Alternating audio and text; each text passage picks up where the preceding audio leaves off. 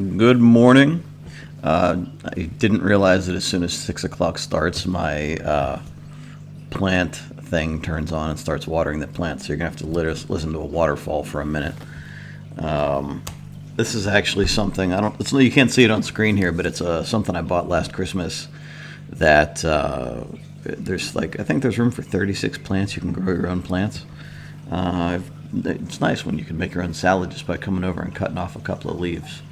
So now we have to wait for it to finish watering itself. All right, but I can turn it off.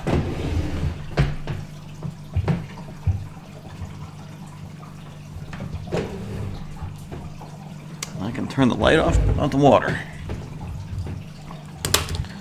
Or maybe I can do it in the app. Sorry, guys. If you're watching this not live, you can fast forward anyway.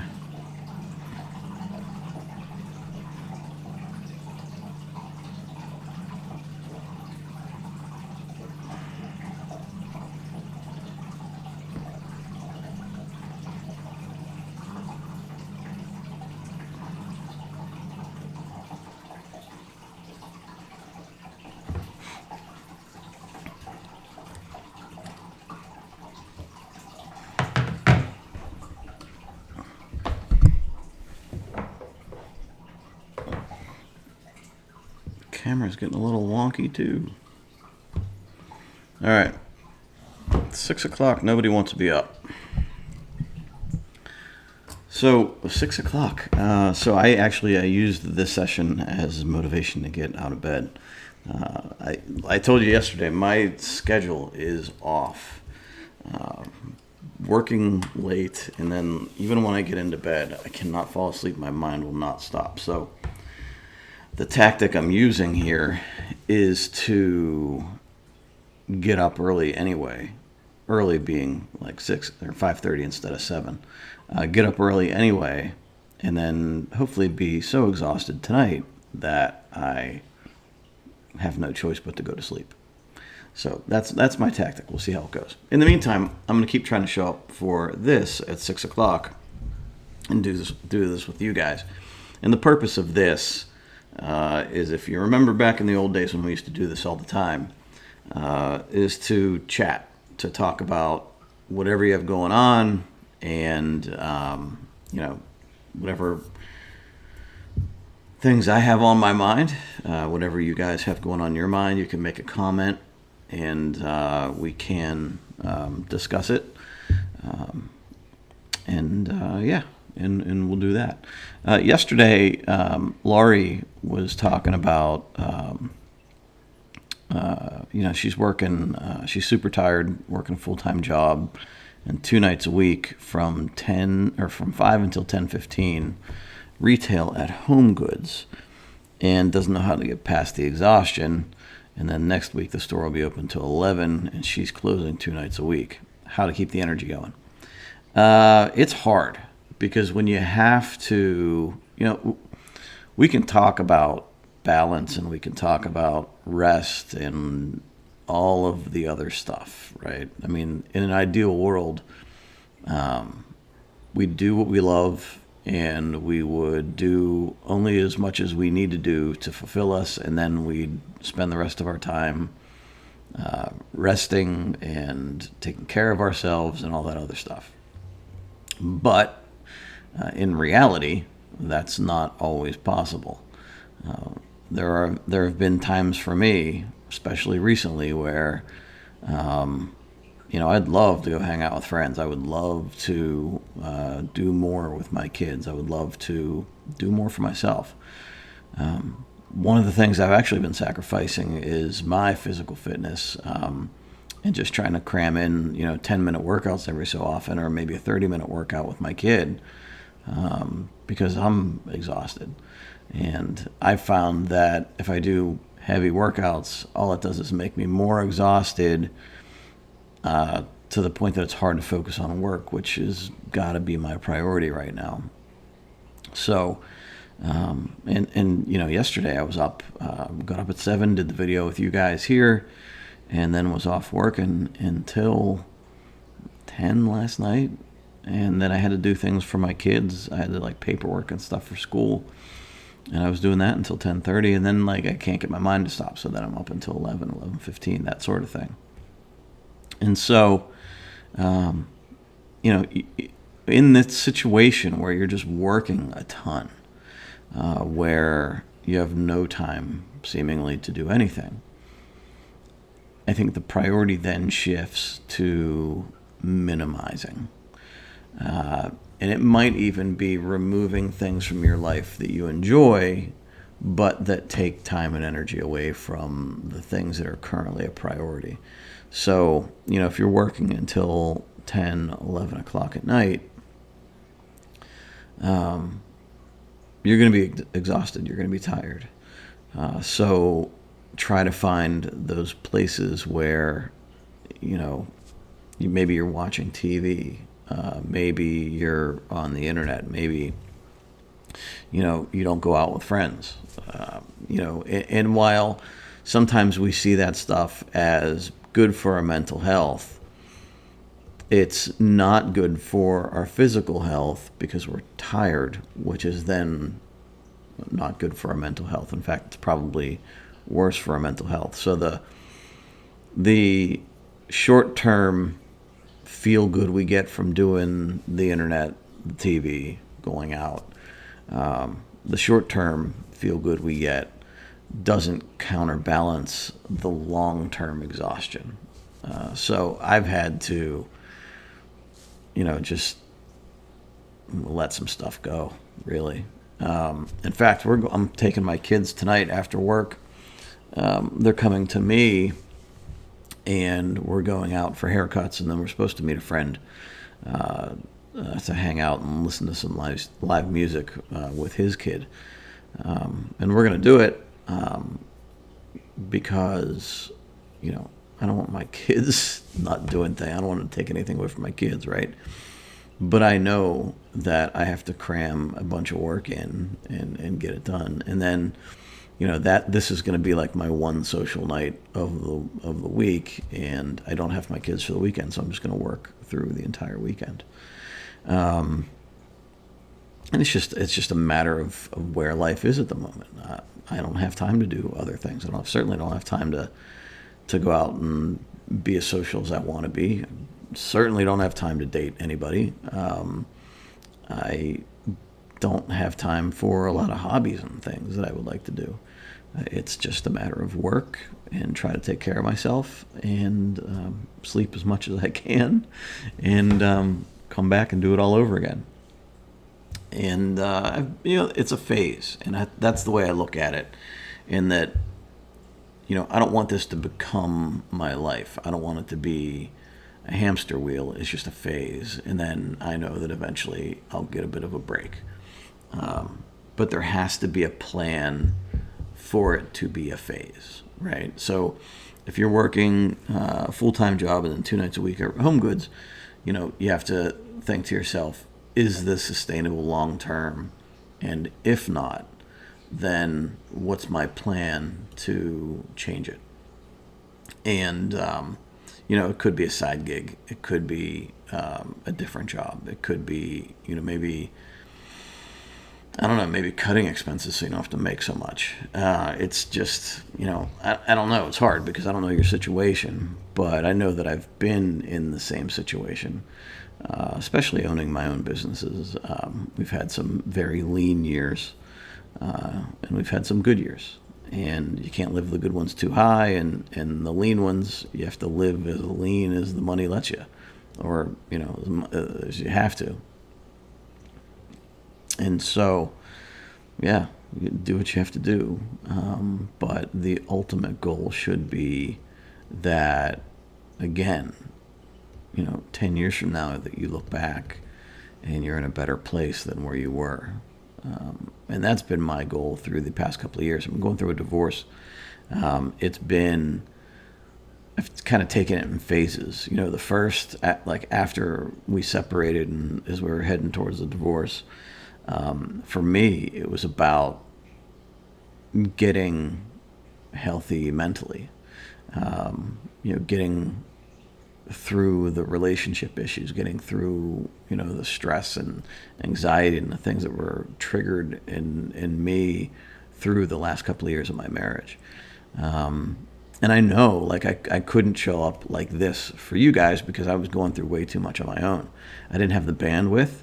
I didn't have the perspective.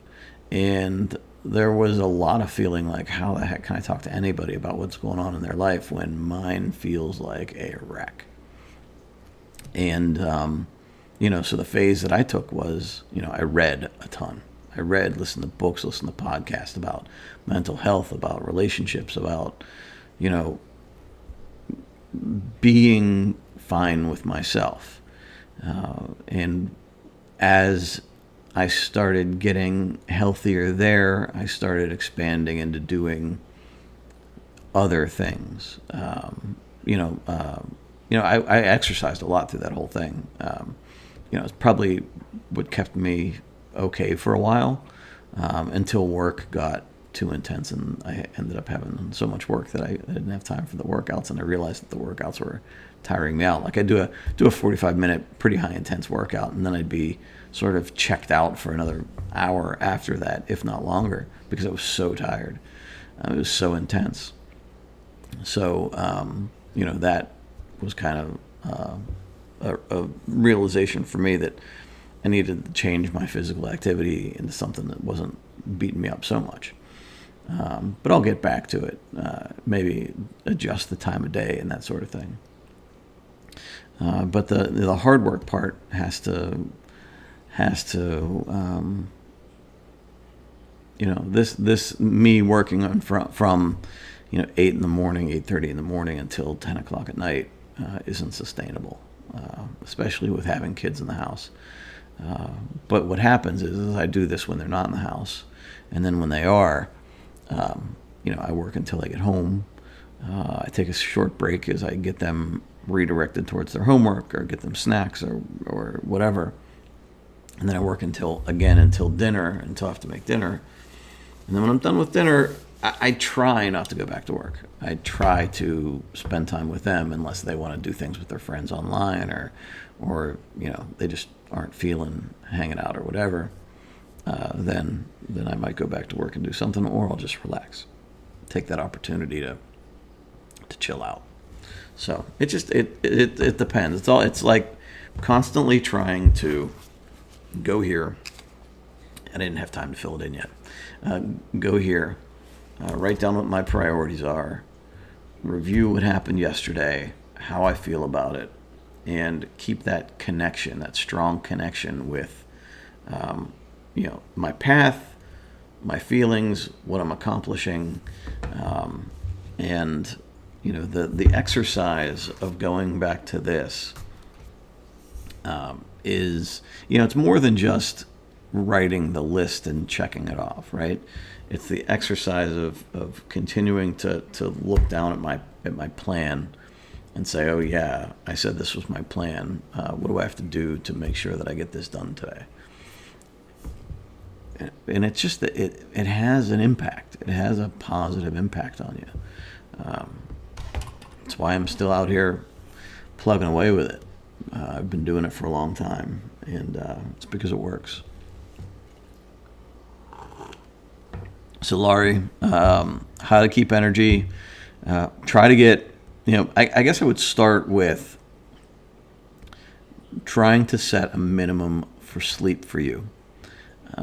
I would set hard boundaries on sleep. So if you're working until 10:15 or even 11 o'clock, I don't know how long it takes you to get home, but I would say, try to be in bed by midnight.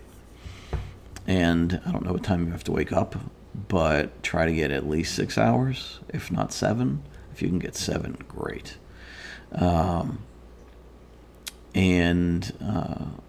If you're doing other things through the day, if you're working a full-time job, you got to work the full-time job, and then you're heading over to Home Goods. And so, there's not a whole lot of time to do anything else, right? So after sleep, I would look to food. Food that stabilizes your blood sugar. So, like lean meats. There's certain snack bars that are higher in fat but lower in sugars. Don't eat snacks, candy, carbs, that sort of thing that has your blood sugar going up and down all over the place. Don't be drinking soft drinks and things. If you can make that switch, maybe you do, maybe you are eating that way. But for me, I found like I was pretty, or even earlier this week after eating, mashed potatoes and sweet potatoes and stuffing and all that sort of stuff. I could tell my energy level was off. I could tell my concentration was off, and I was constantly craving snacks. And I had to break that pretty quick and just switch straight to, like I made a bag of cauliflower rice and ground beef, and just made like a cauliflower rice stir fry. And so, that in place of rice, so I didn't have the carbs, and I haven't been eating anything with carbs in it lately in the past few days. So I know that if my energy isn't 100% yet, that it will be once I get that sugar roller coaster out of my system. And I think I'm pretty much done now. Halloween candy was a big one for that too. So I was taking a couple Halloween candy snacks from my kids, and that was having an impact on me too. And these are all things I never would have noticed years ago. But as I've become a little bit more connected with myself, and I can feel when I have energy and when I don't, it's become easier. So yeah, it's tough. I understand where you are. I'm sort of there myself, as you heard. But I did talk about it more in the live session I did on the Define My Day page. So when I do the live sessions for the broader audience, this one's in the user group. But when I do a live session for the broader audience, it is over on either the Define My Day page, the Facebook page, and I linked it in the comment there for you. You just go to that page and you'll find the live sessions there. They're more topic driven, we'll have more of a theme there and less of a conversation. Although, sometimes if we get a few people going, we can have a good conversation there.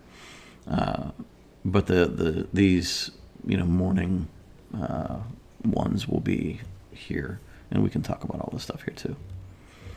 Barbara says, I work full-time at Target and am exhausted myself. I will be open until midnight starting next week. I accomplish just one thing in a day before I go to work. That's all I can manage. And that's fine. That's absolutely fine. And then also thinking, dealing with the public takes a lot out of you. Yeah, so the first thing, doing the one thing before you go to work, that's okay. That's perfectly fine. For me in that situation, I might only have one thing on my priority list, or priority 2 might have something to do with dealing with the public, because I know that it can get weird. We see it on our help desk tickets here in this business. You get people that you can clearly tell are trying to rip you off, and then you get other people that are legitimately. We had a person who had a mail issue that we've never seen yesterday that we had to deal with. But, she was easy to deal with. We've resolved her problem. But, you have some crazy stuff happen. But it's like when you get people yelling and screaming at you and taking out all of their, problems on the first person they see in Target or Home Goods. After a while, you can see these people coming from a mile away. And actually, while I'm here, I'll tell you a little story. Over the weekend, I had this older couple who hit my car in the Giant Eagle, which is our grocery store, our parking lot. They hit my car, and the Salvation Army guy walked up to me when he saw me getting in my car. He's like, "Hey, somebody hit you." I was like, "What are you talking about?" I thought he was joking. And he's like, "No, you got to look around back. Somebody hit you in the back of your car." I was like, "Oh, man." So he wrote down their license plate, and he's like, "Yeah, it was really loud, man." And he said they backed out, they drove around and then parked right over there. So he went over and he grabbed me the license plate number and stuff, and he took it into the manager at Giant Eagle too. And so I waited, and they came out, and I didn't catch them before they got in their car, but I walked up to the car, and my thought was this: is like, we exchange information. I'm not going to get upset. Like, there's, what are you going to do? It was an accident. It was a mistake, right? But I'm like, hey, can you roll down your window? And he goes, no. And I'm like, can you roll down your window? And he's, no. His wife gets out of the car. And I said, hey, you guys hit my car. And she starts yelling at me. We didn't hit nothing. And she's screaming at me, calling me crazy, calling me, I was like, look, it's the guy over there saw you do it, right? Like, it's going to be on the videos too. Oh, you crazy. And they're calling me names. I'm like, oh, you know what? I've dealt with this kind of person before. Like, I know who this is. I can relate back to people that I've previously known in my life that will lie and gaslight and try to overwhelm you with aggression and screaming because that's how they get people to do what they want them to do. And so I just said, look, I'll call the cops if you don't want to give me your insurance information. And she's like, yeah, go ahead, call the cops. So I did. And guess what? The cops got me the insurance information. And when this person left, she's like, holy, and there was a guy, it's actually a retired U.S. Marshal that was sitting next to us in the parking lot. He was like, man, those people were crazy. And I was like, yep, they were. But that's how they've gone through life. And they, lie. They overwhelm people. They, overwhelm them with yelling and like emotion and all sorts of things. And people are like, okay, whatever. I got more to deal with. I got other things to deal with. Go ahead, go on your way. And I'm not gonna lie, that whole situation bothered me. The lying bothered me. I got you, right? Like, I have witnesses. We have video. Like, I got you. I know that you did this. And they still, had that ability to flat out lie. But I think for me, like 5 years ago, I probably would have started yelling too, right? But I think you just have to step away. And I told my kid this actually last night because we were talking about a difficult person he deals with. I heard one person, maybe on social media a few years ago, say that you got to look at people as if you're a scientist observing, you can say an animal, or you can just say like you're a behavioral scientist looking at other people, right?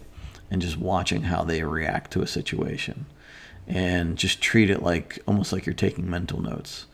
And it's like, oh, now you look at the person flip out, trying to intimidate the other person into, doing what they want them to do. If you can separate yourself from the experience a little bit and not have your own emotions get involved in it, then you can keep your head, you can make good decisions, and it's not so mentally exhausting. Now, I'm not going to lie. I mean, the couple of days after the situation, believe me, I kept replaying it in my head like how crazy it was.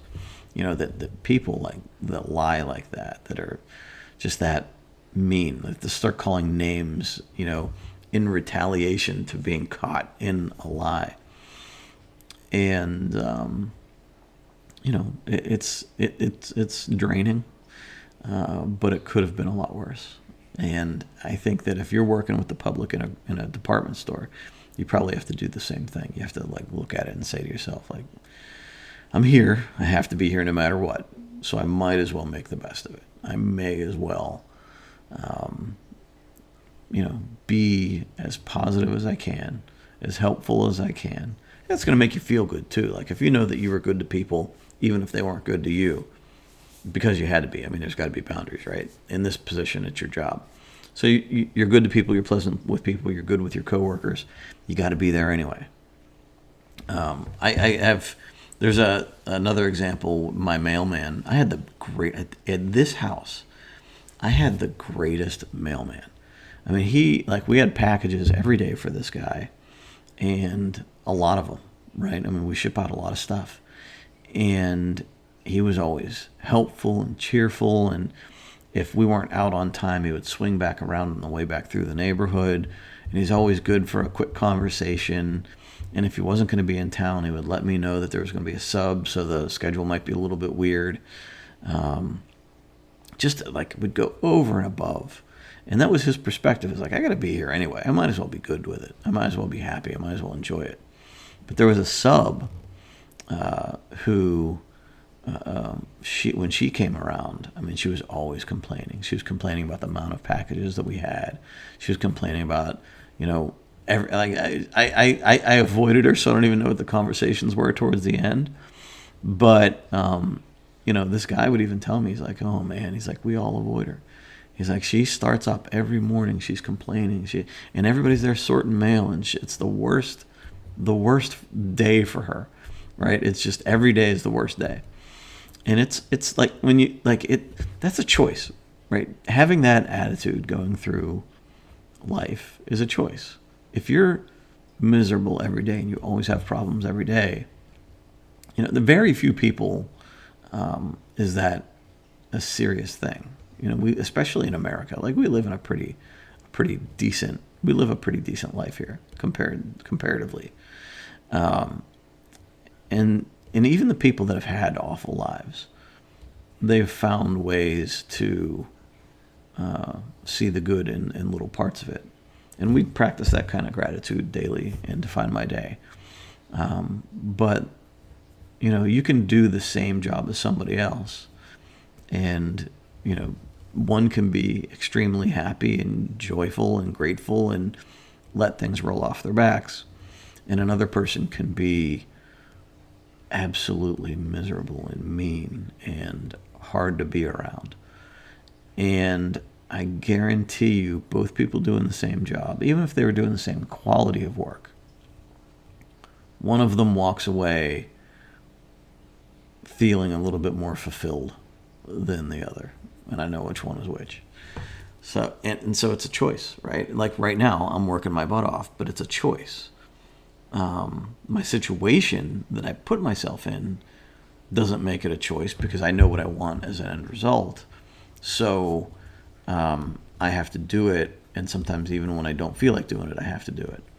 But I know I'm moving towards a goal. I'm moving towards professional improvement. I'm moving towards, a financial improvement, I hope. I'm moving toward, a greater base of customers that I'm helping. I'm moving toward a life that I can provide my kids. And eventually I'd like to move towards better physical health for myself. So I'm going to have to shift towards that at hopefully sooner than later. But I have to have a good attitude. If I was waking up miserable every day, if I were here talking to you for 28 minutes now, miserable, man, I would get off of this video and I'd be miserable. I couldn't imagine doing that. So, yeah, I appreciate if one person watches this video. I appreciate you being here with me. So, thank you. And I'm going to come back and do it again.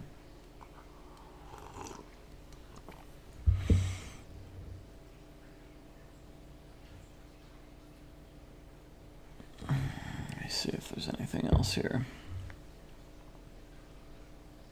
I think that's about it.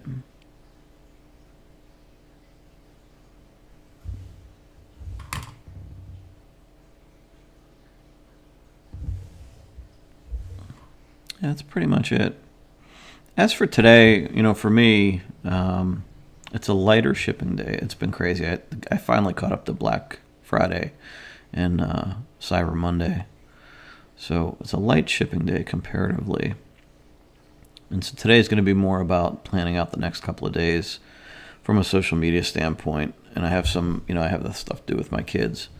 So I feel like I have a bigger thing I have to do. I have to check my milestones.